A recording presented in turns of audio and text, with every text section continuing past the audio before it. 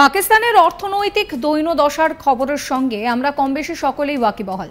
কাঙাল পাকিস্তানের অবস্থা এখন এমনই যে প্রায় প্রত্যেক দেশের কাছে হাত পাততে হচ্ছে তাদের। সৌদি আরব, চীন থেকে শুরু করে বন্ধু দেশগুলির কাছে হাত পাততে হচ্ছে শাহবাজ শরীফ সরকারকে। এর ওপর আবার মরার ওপর খাড়ার ঘায়ের মতো লাগাম ছাড়া দশা মূল্যবৃদ্ধির। সেখানে দুধ, আটা, চাল, চিনি সহ নিত্য প্রয়োজনীয় সমস্ত জিনিসের দামে আকাশ ছোঁয়া। ভারতের আর এক প্রতিবেশী দেশ বাংলাদেশের অবস্থাও কিন্তু খুব একটা ভালো নয়। জানা গিয়েছে গোটা দেশটাই এখন ঋণের ভারে কার্যত নুইয়ে পড়েছে। এতগুলো দেশ থেকে ঋণ করার ফলে যা রাজস্ব আদায় হয় তার বেশিরভাগটাই আজকে চলে যাচ্ছে সেই ঋণের সুদ পরিশোধ করতে।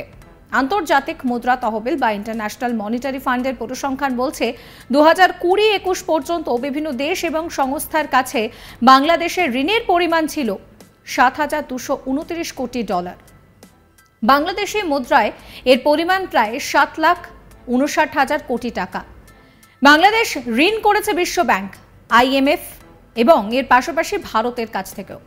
এবার জেনে নেওয়া যাক বিশ্ব ব্যাংক এবং IMF এর মতো বিভিন্ন আন্তর্জাতিক সংস্থার কাছ থেকে বাংলাদেশের ঋণের পরিমাণ কত। IMF বলছে যে কিছুদিন আগেই বাংলাদেশের জন্য নতুন করে $470 কোটি মঞ্জুর করেছে তারা।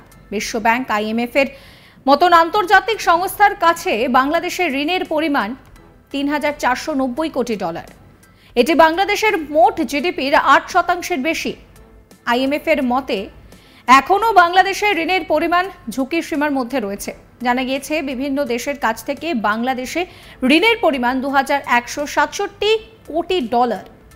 এর পরিমাণ জিডিপির 5% বেশি। জানা গিয়েছে যে বাংলাদেশ সহ বেশ কয়েকটি দেশ রয়েছে যারা এইভাবেই বিশ্ব ব্যাংকের কাছ থেকে ঋণ নিয়েছে। এই তালিকায় পরের নামটা রয়েছে এশিয়ান ডেভেলপমেন্ট ব্যাংকের। এখান থেকে বাংলাদেশের নেওয়া ঋণের পরিমাণ $1,328 কোটি। এছাড়াও জাপান, রাশিয়া, চীনের কাছ থেকেও ঋণ নিয়ে রেখে দিয়েছে বাংলাদেশ। জাপানের কাছ থেকে বাংলাদেশের ঋণের পরিমাণ $923 কোটি। অন্যদিকে রাশিয়া এবং চীনের কাছে বাংলাদেশের ঋণের পরিমাণ যথাক্রমে $509 কোটি এবং $476 কোটি। এছাড়া IMF এর কাছ থেকে বাংলাদেশের ঋণের পরিমাণ $470 কোটি। এর আগে অবশ্য তাদের কাছে $98 কোটি ইতিমধ্যেই বাংলাদেশ ঋণ নিয়েছিল। ভারতের কাছে বাংলাদেশের ঋণের পরিমাণ $102 কোটি, কিন্তু ধার করলে তো আর হলো না, সেই ধার তো শোধ করতে হবে একটু একটু করে। বাংলাদেশের ঋণ পরিশোধ সংক্রান্ত অর্থনৈতিক সম্পর্ক বিভাগ সূত্রে জানা যাচ্ছে চলতি অর্থবর্ষের প্রথম 6 মাসে $105 কোটি ঋণ শোধ করা হয়েছে। আগামী দিনে আরও বেশি শোধ করতে হবে। তাদের হিসেব 2022-23 অর্থবর্ষে সব মিলিয়ে $278 কোটি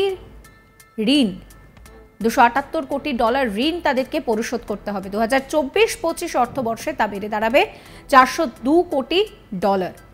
2029-30 সালে ঋণ পরিশোধে $515 কোটি খরচ হবে।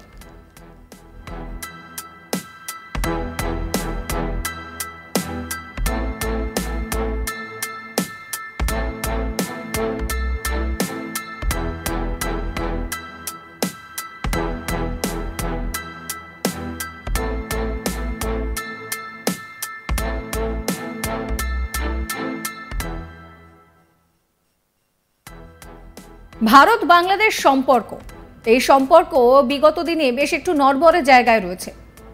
আমরা দেখেছি মাঝখানে ভারতকে বয়কট করার ডাকও উঠেছিল। তো এই পরিস্থিতিতে যেটা জানা যাচ্ছে যে বাংলাদেশ আর পাকিস্তানের অবস্থা অনেকটা একই রকম। কোন দিক থেকে না, ঋণের বোঝার দিক থেকে।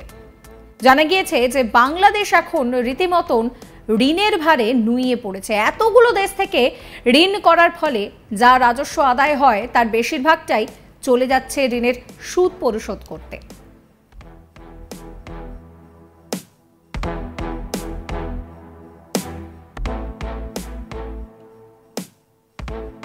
আন্তর্জাতিক মুদ্রা তহবিল বা ইন্টারন্যাশনাল মনিটারি ফান্ডের পরিসংখ্যান বলছে 2020-21 পর্যন্ত বিভিন্ন দেশ এবং সংস্থার কাছ থেকে বাংলাদেশের ঋণের পরিমাণ ছিল $7,229 কোটি।